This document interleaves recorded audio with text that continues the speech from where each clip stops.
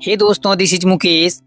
कभी कभी हम लोग अपने डे टू डे लाइफ में ऐसे सेंटेंसेस को बोलते हैं जहाँ पर हम लोग कहते हैं मुझे यह शहर भा गया। मीन्स मुझे यह शहर बहुत ही अच्छा लगा, मुझे वो लड़की भा गई। या नहीं तो कभी कभी सेंटेंसेस ऐसे बोलते हैं, लड़का कैसा लगा तुम्हें, यह शहर तुम्हें कैसा लगा, हमारा नया घर कैसे लगा। इसको समझते हैं, इसके मीनिंग को। सपोज दैट आपका कोई फ्रेंड है जो विलेज में रहता है और आप सिटी में रहते हैं, आपसे वो मिलने आया है तो आप पूछते हैं कैसी लगी भाभी।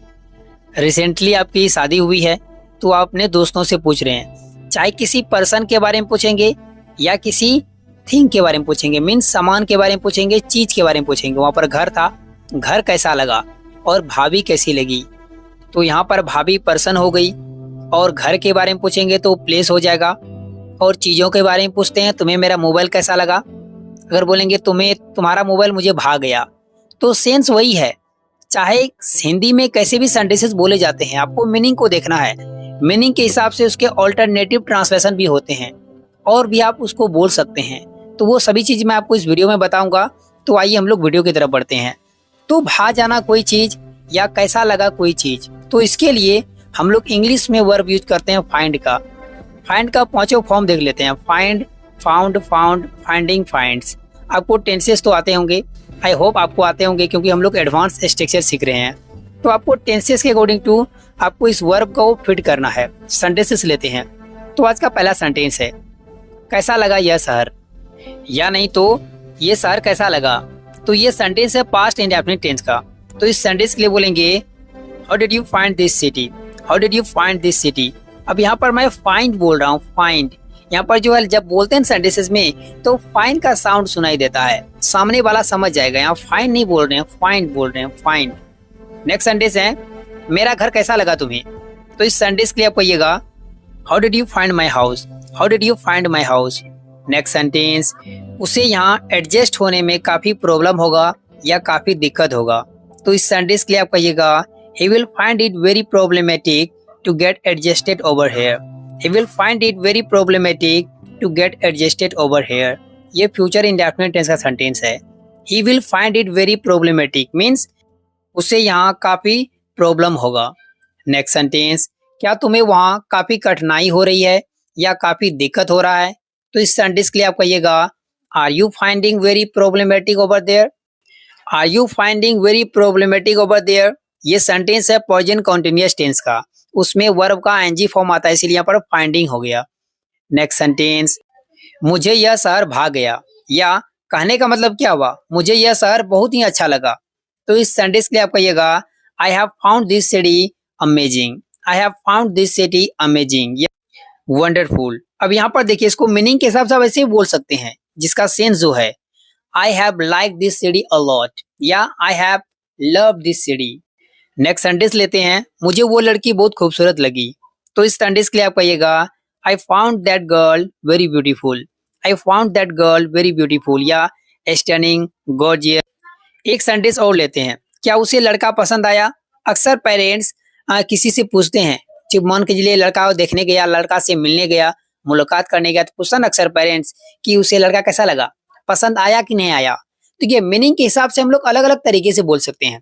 पहला देखिए, हम लोग फाइंड से यूज कर सकते हैं, how did she find the groom, how did she find the groom, यानी तो how did she find him. यहाँ पर लड़का का कहने का मतलब है दुल्हा, इसीलिए पर ग्रूम वर्ड का यूज किया।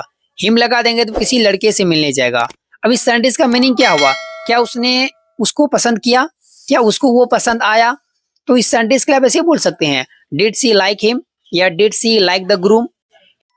फूल तोड़ना मना है, सिगरेट पीना मना है, यहाँ हिंदी बोलना मना है, इसीलिए इंग्लिश में बात करो, गाली गलौज करना मना है।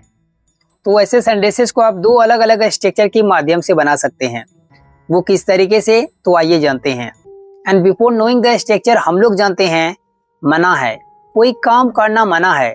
तो इसके लिए हम लोग इंग्लिश में वर्ड यूज करते हैं फोरबिडन, फोरबिडन या नहीं तो प्रोहिबिटेड, प्रोहिबिटेड या फोरबिडन, इन दोनों में से आप किसी का भी यूज कर सकते हैं, लेकिन दोनों का स्ट्रक्चर अलग अलग है। स्ट्रक्चर में सबसे पहले लगाएंगे वर्ब का एनजी फॉर्म, उसके बाद लगाएंगे कोई ऑब्जेक्ट, ऑब्जेक्ट को लगाने के बाद हम लोग लगाएंगे इज, इज को लगाने के बाद हम लोग लगाएंगे प्रोहिबिटेड, प्रोहिबिटेड।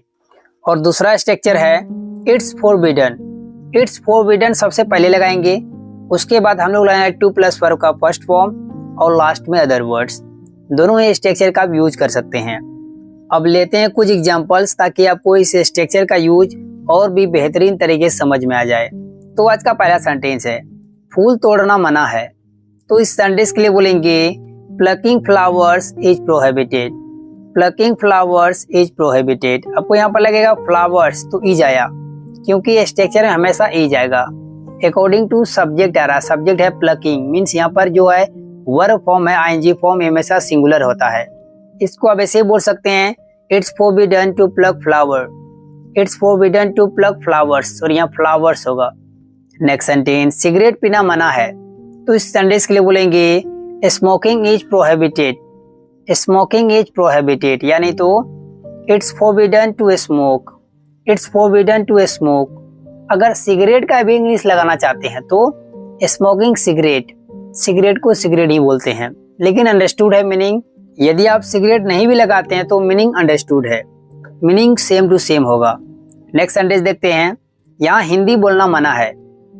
तो इस सेंटेंस के लिए बोलेंगे it's forbidden to speak Hindi here, it's forbidden to speak Hindi here, यानी तो speaking Hindi is prohibited here, speaking Hindi is prohibited here. Next sentence school में झूठ बोलना मना है। तो इस सेंटेंस के लिए बोलेंगे telling or lie is prohibited in the school, telling or lie is prohibited in the school, यानी तो it's forbidden to tell or lie in the school. Next sentence गाली गलौज करना मना है। तो इस सेंटेंस के लिए बोलेंगे using hot words is prohibited, using hot words is prohibited. Hot words का मतलब होता है गाली गलौज।